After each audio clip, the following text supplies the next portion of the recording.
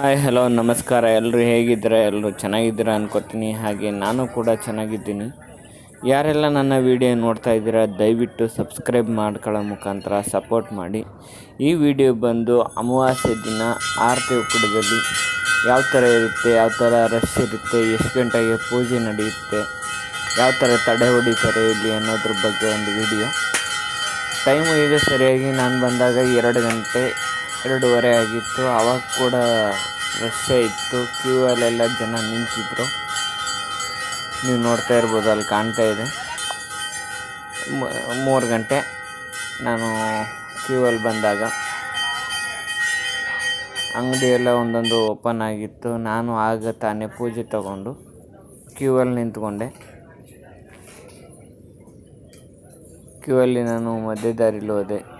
Already ಅಷ್ಟು ಜನ ನಿಂತಿದ್ದಾರೆ, ಸುಮಾರು ಸೀಟು ನೀವು ನೋಡ್ತಾ ಇರ್ಬೋದು.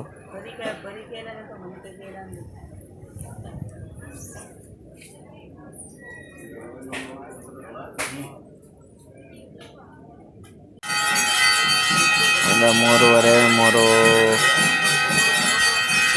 ಆದಾಗ ಅಭಿಷೇಕ ನಡೀತಾ ಇತ್ತು. ಅಲ್ಲಲ್ಲಿ ಜನ ಮಧ್ಯಾಹ್ನ ನುಗ್ತಾ ಇದ್ರು. ಅದಕ್ಕೆ ಗಲಾಟೆ ಕೂಡ ಮಾಡ್ತಾಯಿದ್ರು.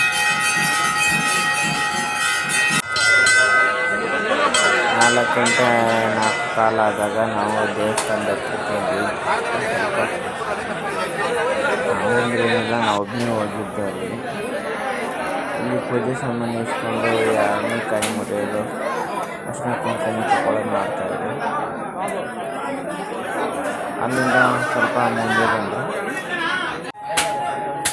ಎಲ್ಲ ಇಲ್ಲಿ ಹೊರಗಡೆ ಕೈ ಮುರಿಯೋದು, ಕಾಯಿ ಹೊಡೆಯೋದು ಮಾಡ್ತಾಯಿದ್ರು. ಇಲ್ಲಿ ನೆಕ್ಸ್ಟ್ ಈ ಕಡೆ ಬಂದರೆ ಇಲ್ಲಿ ಕಾಯಿ ಹೊಡೆಯೋಕೆ 5 ರೂಪಾಯಿ ಚಾರ್ಜ್ ಮಾಡ್ತಾರೆ.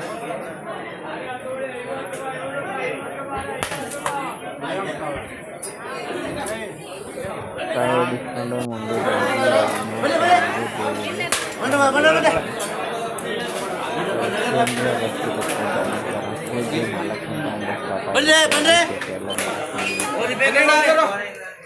ಎರಡು ಗಂಟೆಯಿಂದ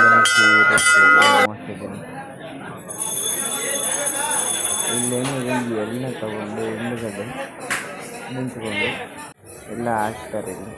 ನೆಕ್ಸ್ಟು ನಾನು ತಡೆ ಹೊಡಿಸೋಕ್ಕಂತ ತಡೆ ಪೂಜೆ ತಗೊಂಡು ಇಲ್ಲಿ ಲೈನಿಗೆ ಬಂದೆ. ಅಲ್ಲೂ ಕೂಡ ಭಯಂಕರ ರಶ್ ಇತ್ತು.